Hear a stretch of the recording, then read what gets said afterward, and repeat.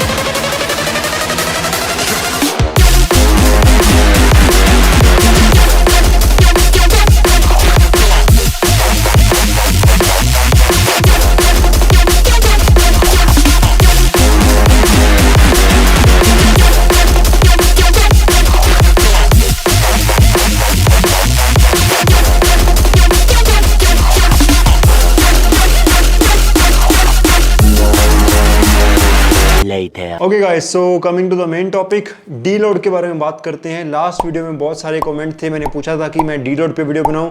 बहुत सारे लोगों ने कहा यस बनाओ, तो विल डिस्कस दिस। यार कमेंट किया करो, ठीक है, इस चीज़ों को लेके।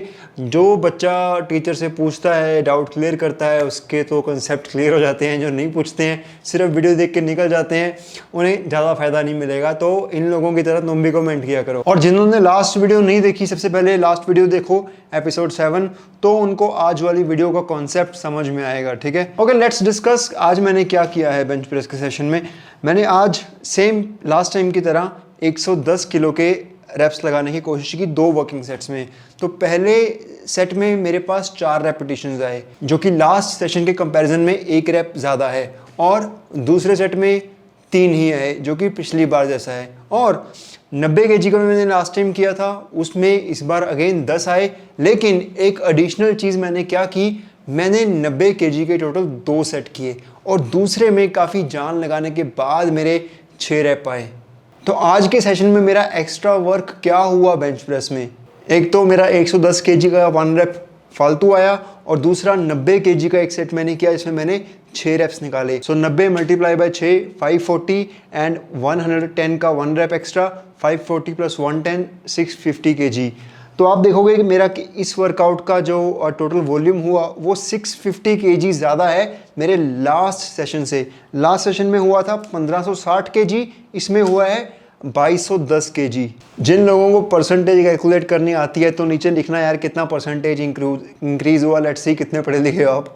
तो अब बात करते हैं मेन चीज़। अब ये ये प्रोग्रेसिव ओवरलोड की जब हम बात करते हैं तो क्या ये हर हफ्ते हर सेशन बाय सेशन बढ़ता रहेगा? क्या मैं हर हफ्ते 110 के कभी 4 की जगह 5 भी लगा लूँगा, 6 भी लगा लूँगा, 7 भी लगा लूँगा? क्या ये लगातार चलता रहेगा? No, it does not happen this way. इसीलिए इतने टाइम तक करते करते 4 से 6 हफ्ते या 8 हफ्ते तक लगातार इसको करते करते आपकी बॉडी में सिस्टमेटिक फटीग आ जाती है, आपका सेंट्रल नर्वस सिस्टम में, और overall combined total all muscle groups combined की सिस्टमेटिक फटीग इकट्ठी हो जाती है। ये फटीग डिफरेंट है आपके पर्टिकुलर मसल ग्रुप से। ये नहीं है कि सिर्फ ट्राइसेप पेन हो रहा है या कहीं और हो रहा है, ये ओवरऑल फटीग है। आपकी बॉडी कोई भी हार्ड वर्क करती है वो डेली बेसिस पे करती है, कम रेस्ट लेके करती है, अकोमुलेट होता रहता है। और दूसरी चीज़, आपको ये जॉइंट्स हैं, सारा कुछ इतना वेट उठाते हैं, चाहे स्क्वाट है, चाहे डेड लिफ्ट है, चाहे बेंच प्रेस है, इनको भी रेस्ट एंड रिकवरी चाहिए। सो ये दो चीज़ों को, सिस्टमेटिक फटीग को कम करने के लिए और जॉइंट एंड टेंडन्स को रिकवरी देने के लिए हम लोग डी लोड करते हैं। सो ये बेसिकली डी लोड का फंडा है। अब बात करते हैं कि ये डी लोड करनी कैसे है। देखो, इसको करने के कई तरीके हैं, लेकिन इस वीडियो में सिर्फ 2 तरीकों की बात करूंगा। मेन चीज़ जो कि मोस्ट कॉमनली यूज होते हैं, पहला, आप नंबर ऑफ सेट्स रिड्यूस करोगे, एक्सरसाइज के नंबर ऑफ सेट जितने आप लगाते हो वो रिड्यूस करोगे।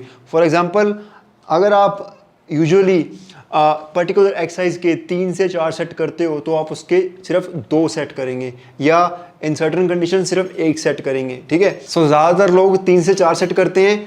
सो अगर आप अपने सेट्स को सिर्फ 2 कर देते हैं, so that can also be counted as deload. दूसरा तरीका इसको करने का ये है कि आप अपनी इंटेंसिटी रिड्यूस करेंगे। अब इंटेंसिटी कैसे रिड्यूस करेंगे, इसका मतलब क्या है?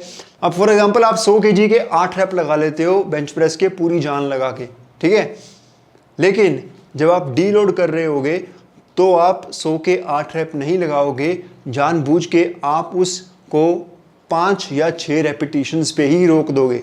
आप रिकवरी को प्रमोट करेंगे ऐसा करके, ठीक है। हालांकि आप 8 कर सकते हो, लेकिन आप सिर्फ 5 या 6 पे छोड़ के इसको करेंगे तो क्या होगा? फटीग आपकी बॉडी में कम होगी।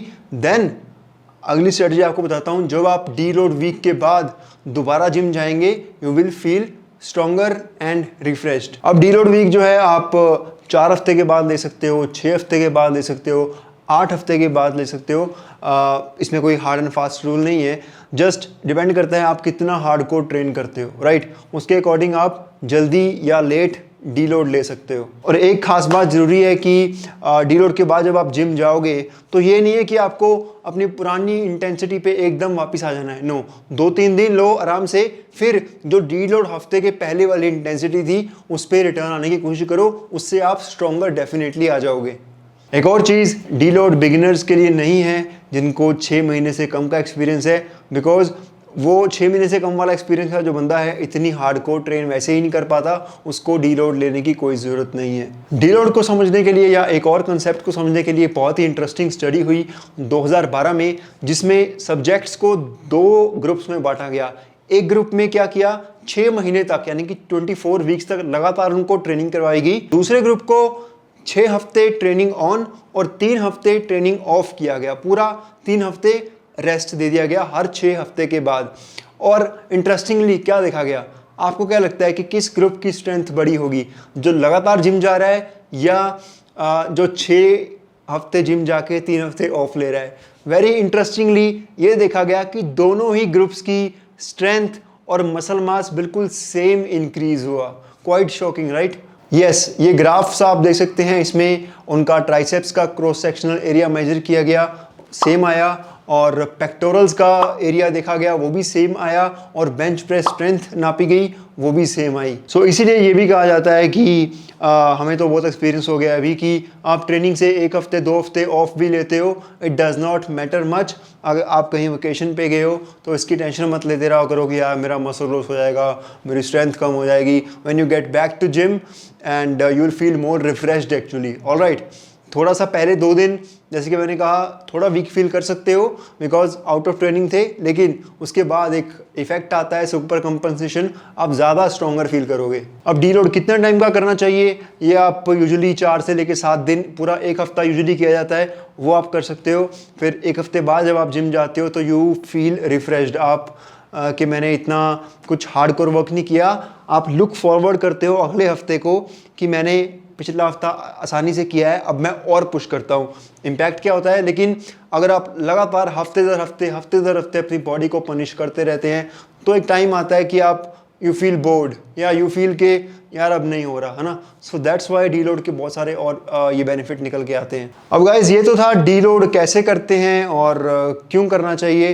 अब अगर आपको जानना है कि क्या साइंस हैं कि आपको डीलोड करना चाहिए तो कमेंट कर देना, नेक्स्ट वीडियो में उस पर बना दूंगा कि क्या क्या साइंस होते हैं जो आपको बता रहे हैं कि yes you need a deload now. This is Daman Singh signing off, bye bye. जितना भी है बिना टिके गए। I want to thank me for believing in me. I want to thank me for doing all this hard work. I want to thank me for having no days off.